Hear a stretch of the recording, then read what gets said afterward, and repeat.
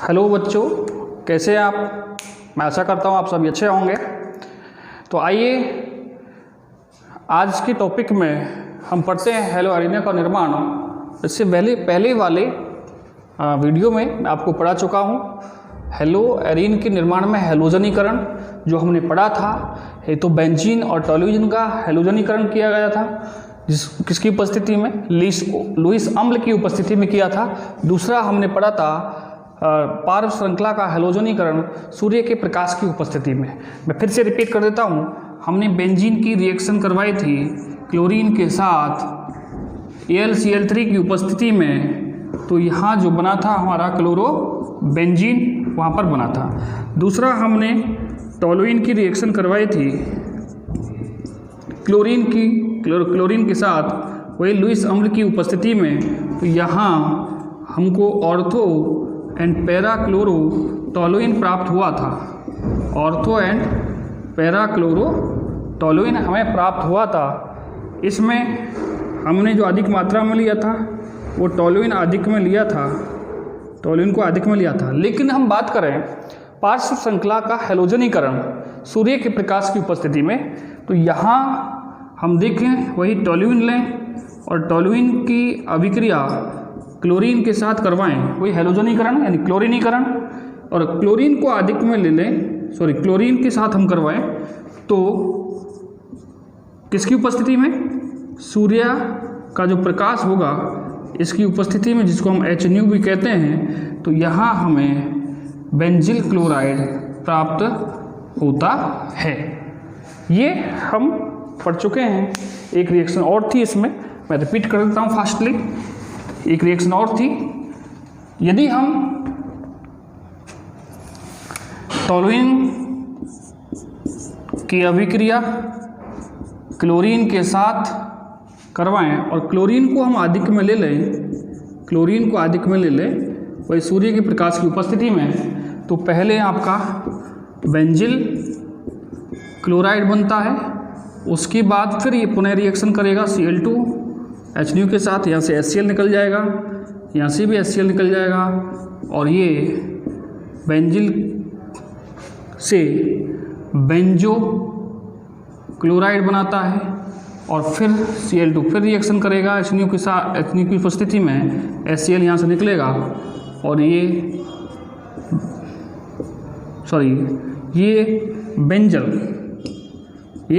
Benzyl chloride और ये बनता है हमारा बेंजिल क्लोराइड।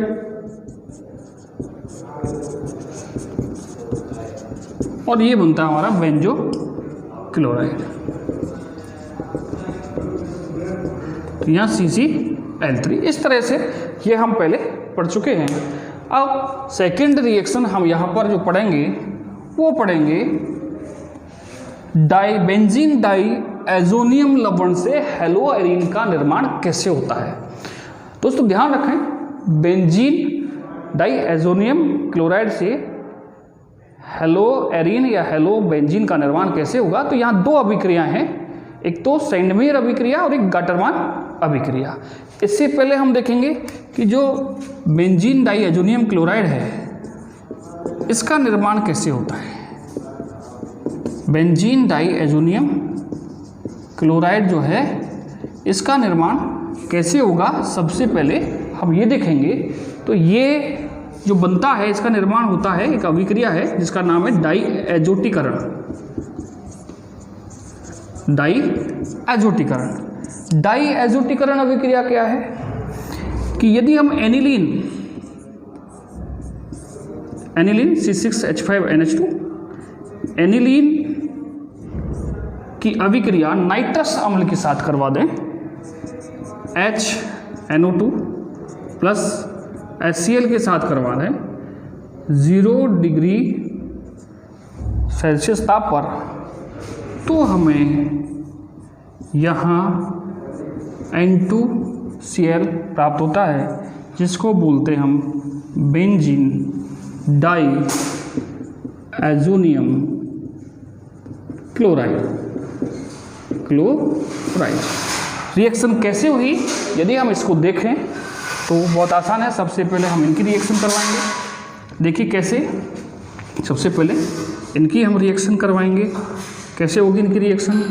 HNO2 की हम संरचना बनाएं तो HON double bond O plus हमारा क्या है HCl। तो HCl को हम देखें, इसकी संरचना में दूसरे तरीके से बना दूं तो O डबल बॉन्ड N और ये आपका OH प्लस HCl। जब इनको हम तोड़ेंगे तो ये नेगेटिव पॉजिटिव, ये बॉन्ड यहाँ से तोड़िए, इधर आप N और OH को तोड़ेंगे तो ये नेगेटिव और यह पॉजिटिव आएगा, क्योंकि ऑक्सीजन की विद्युतता नाइट्रोजन से अधिक है। और यहाँ से आपका ये जल निकल जाता है और यहाँ बन जाता है हमारा O डबल बॉन्ड N और ये Cl प्लस H2। अब एनिलीन से जो रिएक्शन करेगा वो ONCl करेगा, यानी NOCl करेगा, NOCl। यदि हम इसकी रिएक्शन करवाएं एनिलीन की, मैं इस तरह से लिख देता हूँ समझने के पर्पज से, ये N यहाँ पर ले लें और इससे 2 H जुड़े हुए हैं एनिलीन में, plus O double bond N ये Cl। तो यहाँ से फिर हम क्या करेंगे, एक जलकाणु निकाल देंगे, जलकाणु यहाँ से निकल जाएगा और ये बना लेगा हमारा benzene diazonium, benzene diazonium chloride. इस तरह से बेंजीन डाई एजोनियम क्लोराइड का निर्माण हो जाता है। ये हुई हमारी डाई एजोटीकरण अभिक्रिया। यदि हम इस डाई एजोटीकरण अभिक्रिया को देखें, यानी कि इससे जो बनता है हमारा बेंजीन डाई एजोनियम क्लोराइड बनता है, और बेंजीन डाई एजोनियम क्लोराइड से हमें बनाना है हेलोएरिन। तो यहाँ हम 2 रिएक्शन पढ़ेंगे। नंबर 1 सैंडमेयर अभिक्रिया, सैंडमेयर अभिक्रिया। तो सैंडमेयर अभिक्रिया की पहचान क्या होगी दोस्तों, ये हमें ध्यान रखना है।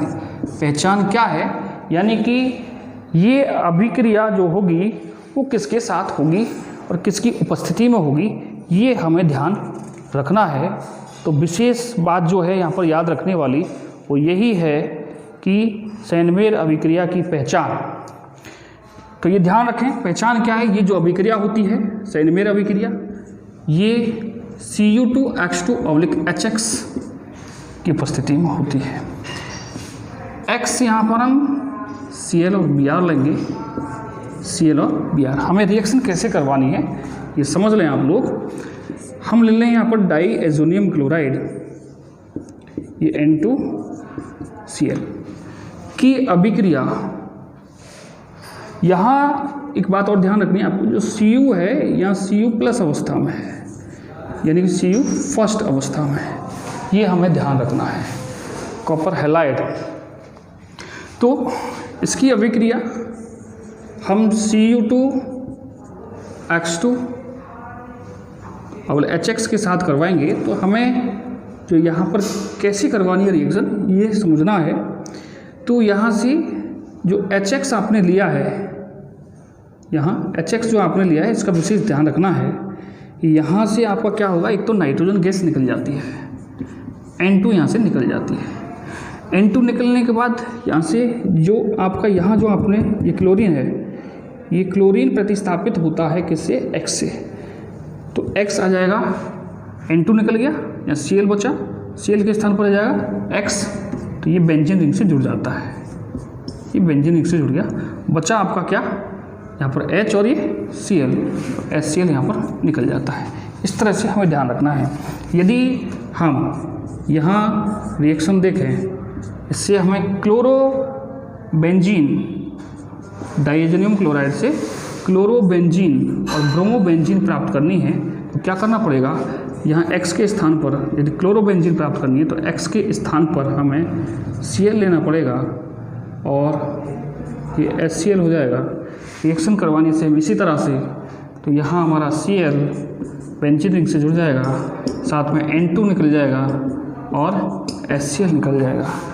यदि ब्रोमोबेंजीन प्राप्त करनी है तो X के स्थान पर हम Br ले लेंगे, तो यह हो जाएगा Cu2 Br2 प्लस या ऑब्लिक HBr।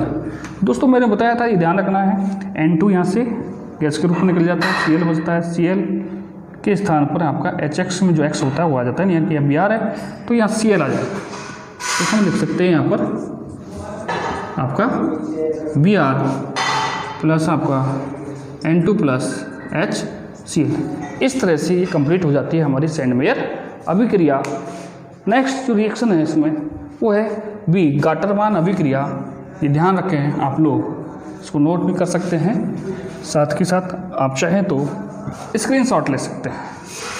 नेक्स्ट जो हमारी अभिक्रिया है वो है गाटरमान अभिक्रिया। बी, गाटरमान अभिक्रिया। दोस्तों गाटरमान अभिक्रिया में क्या होगा कि बेंजीन डाइएजोनियम क्लोराइड जो है, ये बेंजीन डाइएजोनियम क्लोराइड की अभिक्रिया कॉपर चूर्ण और HX के साथ की जाती है तो हेलोबेंजीन का निर्माण होता है। फिर से सुन लें, बेंजीन डाइएजोनियम क्लोराइड की अभिक्रिया कॉपर चूर्ण और HX के साथ की जाती है तो हेलोएरीन का निर्माण होता है। यानी कि मैं कहूँ पहचान क्या है इस अभिक्रिया की, पहचान तो हम लेंगे यहाँ पर Cu चूर्ण और HX। देखें वही बेंजीन डाइएजोनियम क्लोराइड N2Cl की अभिक्रिया, हम Cu चूर्ण और HX के साथ करवाएं तो दोस्तों जो हमने सैंडमेयर अभिक्रिया में पढ़ा है वही सेम यहाँ पर रिएक्शन होगी, वही तरीका है। क्या होगा, N2 यहाँ से निकल जाएगा, बचा आपका Cl को प्रतिस्थापित कर देगा X, तो यहाँ HCl निकल जाएगा, ये X आ जाएगा यहाँ Cl के स्थान पर, यहाँ बन जाएगा हमारा क्लोरोबेंजीन नहीं सॉरी हेलोबेंजीन। यदि हम क्लोरोबेंजीन और ब्रोमोबेंजीन गाटरमान अभिक्रिया से बनाना चाहें तो X के स्थान पर हम Br और Cl ले लेंगे, यहाँ Cu चूर्ण ऑब्लिक HCl हम ले लेते हैं तो दोस्तों हमारा बन जाता है क्लोरोबेंजीन, N2 निकल जाएगा, HCl यहाँ से निकल जाता है।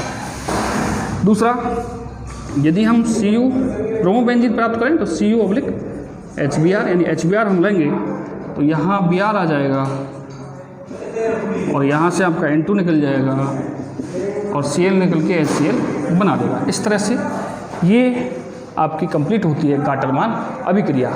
अब दोस्तों ये जो पोर्शन है ये लगभग सैंडमेयर और गाटरमान का समान है, लेकिन अंतर कहाँ है, अंतर यहाँ है।